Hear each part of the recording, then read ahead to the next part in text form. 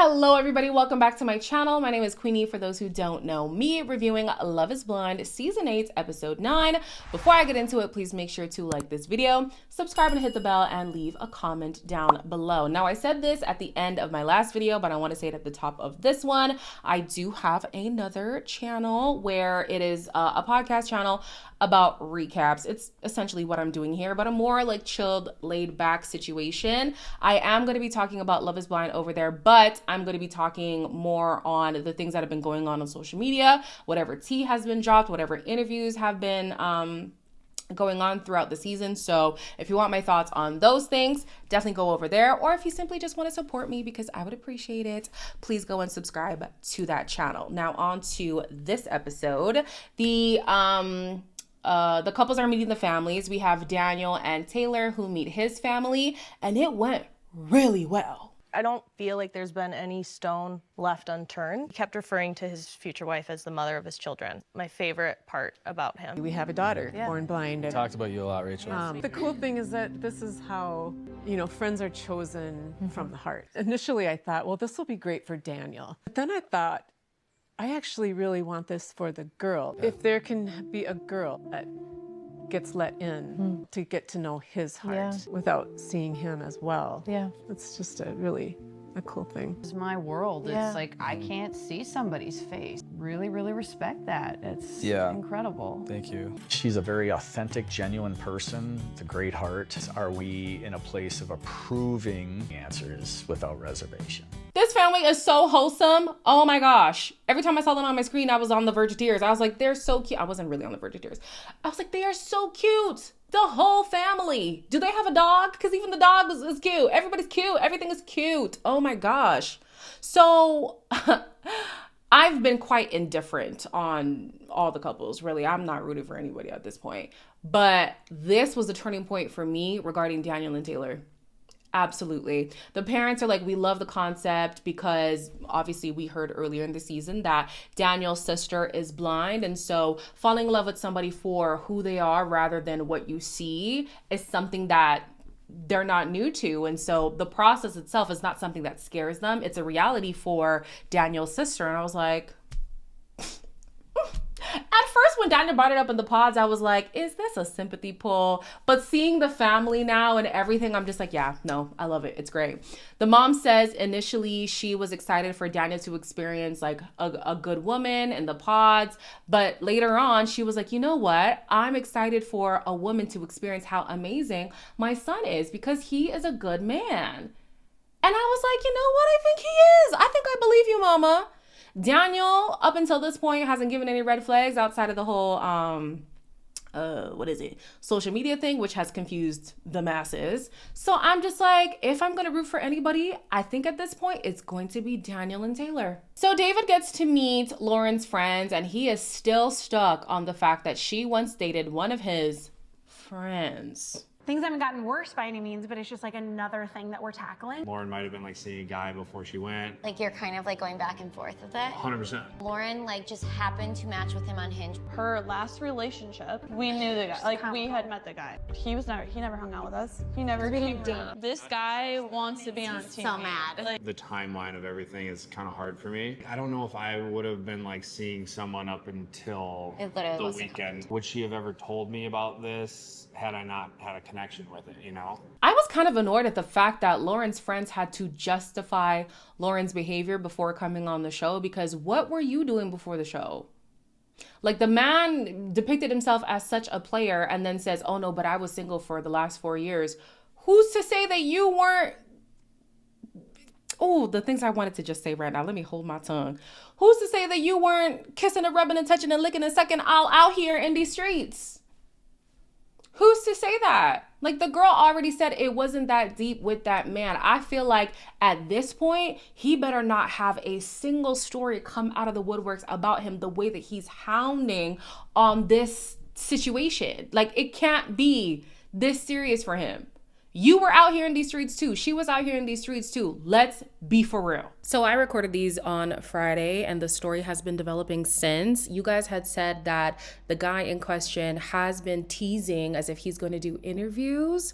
So definitely giving clout chaser, like Lauren and the friends said. On top of that, I think Story Time with Ricky and the reality Ashley did break that he got reached out to by the show or something like that. Like, he's really trying to milk this whole Love is Blind thing, which is in alignment with what Lauren has been saying. At this point, if I was Lauren, my ears would be perked all the way up. I would be paying very close attention to this man because he is taking the word of everybody else before he takes your word, and y'all are supposed to be engaged to be married. Now, I do understand, essentially, she's still a stranger, but if this man is just going to follow the word of everybody else around him, that's going to be a problem in the future. So yeah, I'd be paying attention. I would be taking note of everything that this man will believe his friends over before he believes you.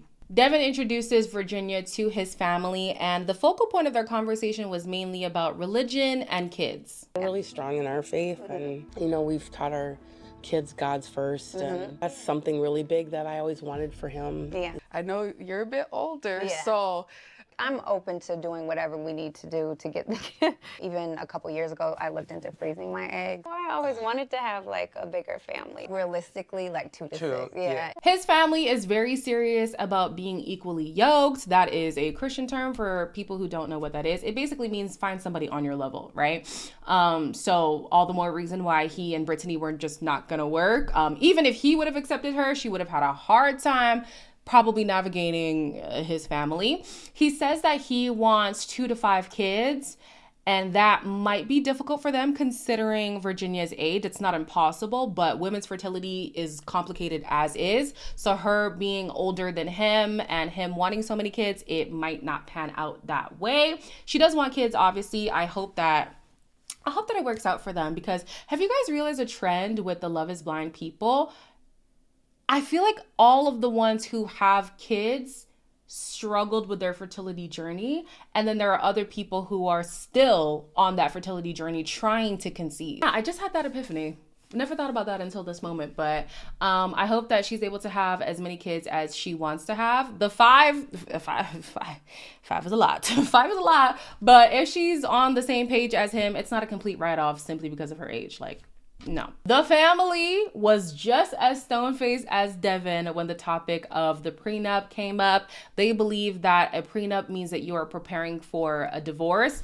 I mean, technically, yes, but people have made this comparison so many times.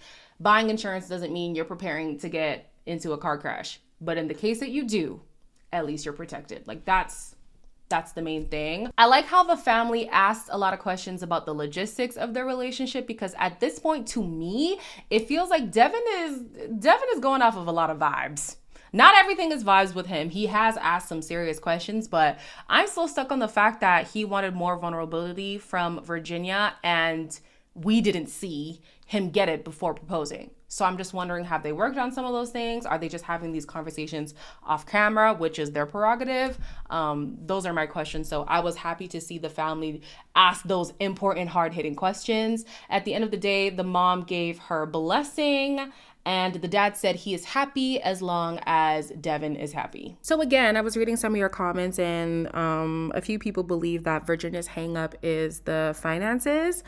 Honestly, I'd rather it be that, because I thought it was something super deep, I thought on the low she kind of detests him but doesn't know how to say it. So if it's a matter of them trying to figure out their financial literacy, I think they could work through that. Ben and Sarah meet up with his friends, and they're just trying to see if they truly are compatible. What made you want to do the experiment in the first place? Getting to know someone emotionally first is huge for me. Fun, enthusiastic, spontaneous. Yeah. Like, that's exactly Ben. Like, zest for life. Someone who's like... Zest for life? I mean, pretty much the same thing. Like someone Zest for life? Word for word, yes. I feel like core values-wise, do you feel like you match? I wouldn't have got on a knee in the pods if that wasn't the case. Ben's friends ask Sarah if they match on core values, and she says yes, they do.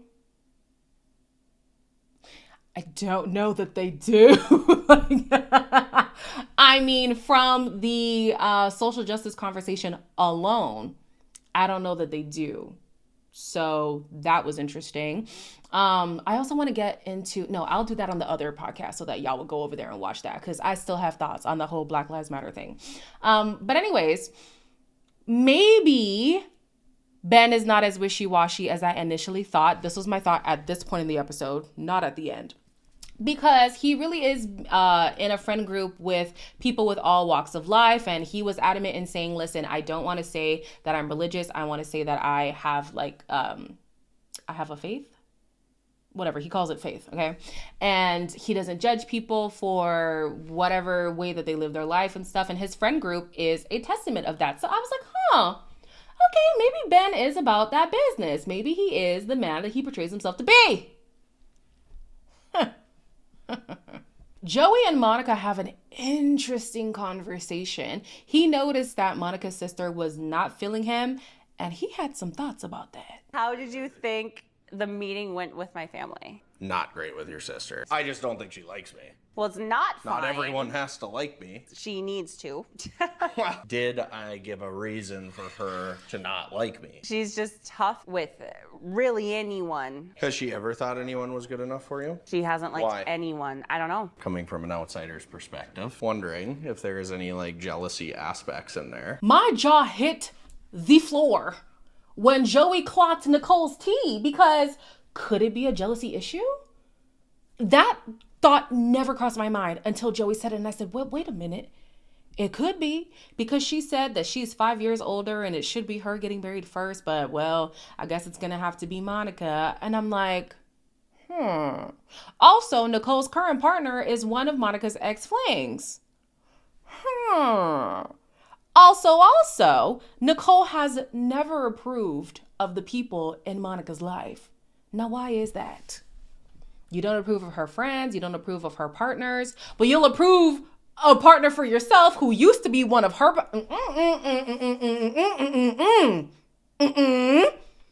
It ain't looking good for you, Nicole. It really is giving jealousy. And I gotta give Joey the props for calling it out, because I would be too scared to tell somebody that their sibling is jealous of them, but it might be that. So Taylor's parents finally agreed to come on the show. Taylor's mom is actually the one who's more upset with the process than the dad is. They also had a meeting with Daniel's parents, and I thought, what a great idea. It was interesting not being able to communicate with you guys. I'm quick to ask for opinions. I had to only rely on my gut and my gut alone. Now you get to be a part of this. That's a big job, Daniel. I'm ready for it. So is this year 50 for you? Is that? It is. Yeah, we're catching up. Yes. He needs to be her everything. There's no going back on this. We don't have divorce. What do you think about these guys? You can't really tell them what to do anymore. You can, right. Which is hard. You know, yes. It is hard. It's hard. Very grateful that he has met your daughter, and we're now in a place of encouraging and to support. Taylor's mom's reservation comes from the fact that she has been removed from the falling in love process, and watching her daughter, you know, find somebody who was good for her, being a part of that whole approval journey. And so I'm just like, girl, I mean, you were going to be there every step of the way regardless. Like that's just how it goes. When your children become adults, they start to have independent lives. You can't be involved all day, every day. And like, I do understand you would want to be a part of the whole, well, do I think this man is good for you? Maybe I don't. Let's have a conversation. But you've already taken that away from you because you're engaged. And I can't do anything about it now. But also, so what? She's an adult. It is what it is. The more that she talks to Daniel, the less she is concerned about it, because Daniel presents really, really well. He does. I need him to be who he has shown himself to be on the show, because he's the only guy that I'm rooting for at this point. Oh, slim pickings this season. When Daniel's parents come around, they basically say the same thing. When your children get older, you have no choice but to just encourage and support. It's not about doing things for them. It's not about making the decisions on their behalf. They have to walk their own path. And I think that that's what the mom really needed to hear. Taylor's mom needed to hear. Eventually, Daniel asked for, what's her name? I just said it. Taylor's.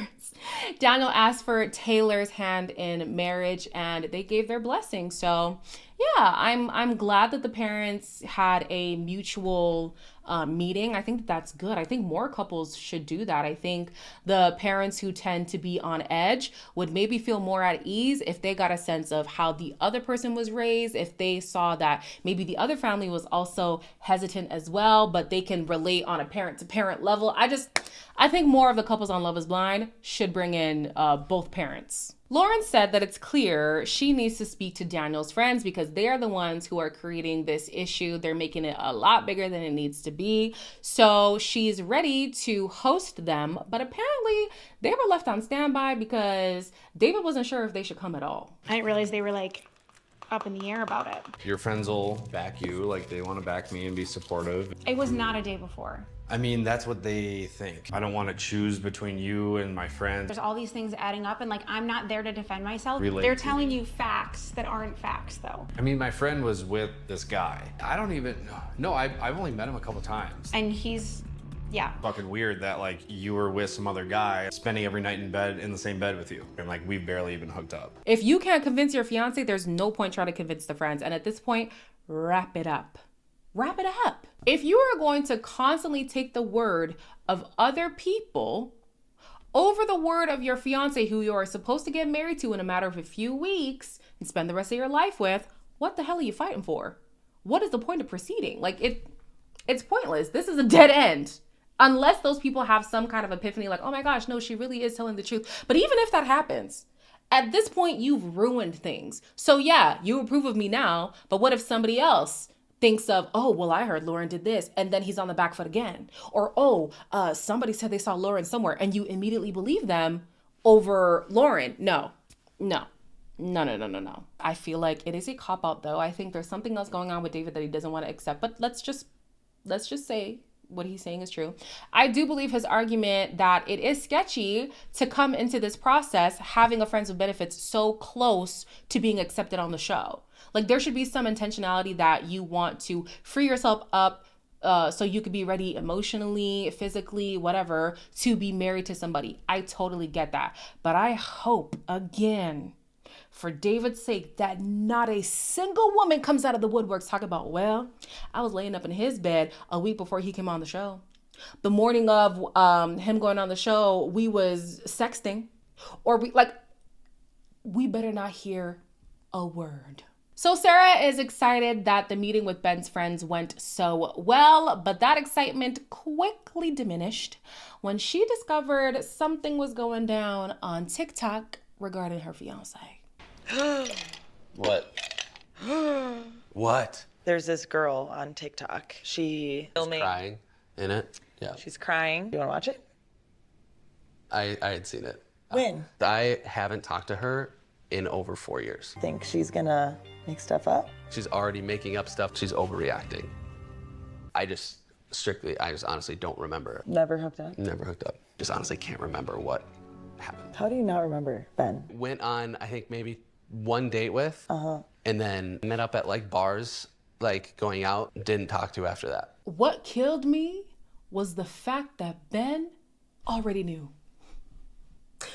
Ben already knew and decided not to tell Sarah. Now I was wondering, how did he think that was going to play out? How? So anyways, he says that this girl is overreacting, and well, the girl in the video did say that she was overreacting. I'll talk about that on the other podcast.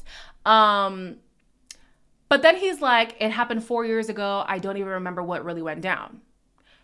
And then he proceeds to explain certain things that went down, and then he remembered that he ghosted her.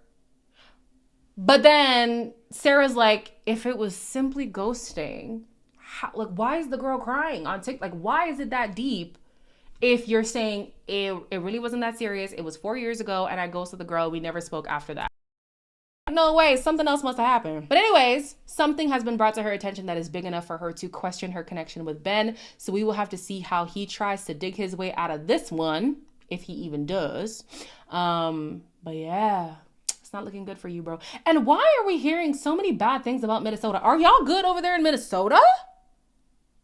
Because one of the girls on TikTok was saying, like, basically the cast is the collection of the shittiest men in the area. Big yikes. Love is Blind, what's good? Like, they're not beating the we don't vet our contestants allegations. They're really not beating those. But anyways, that's all I have for you guys today. As always, like, comment, share, and subscribe, both here and over there. And I will see you in the next one.